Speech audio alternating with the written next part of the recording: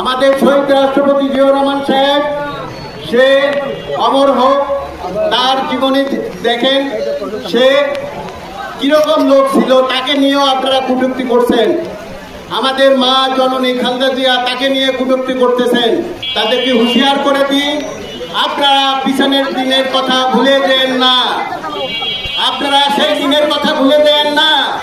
আপনারা বিএনপির সাথী দলে, বিএনপির আসলের দলে এসে আশ্রয় নিয়েছিলেন, এখন আবার এনসিপির দলে, অন্যান্য দলে ছাত্রদের উস্কানি দিয়ে বাংলাদেশ একটা অরাজকতার দেশে সৃষ্টি করতেছেন।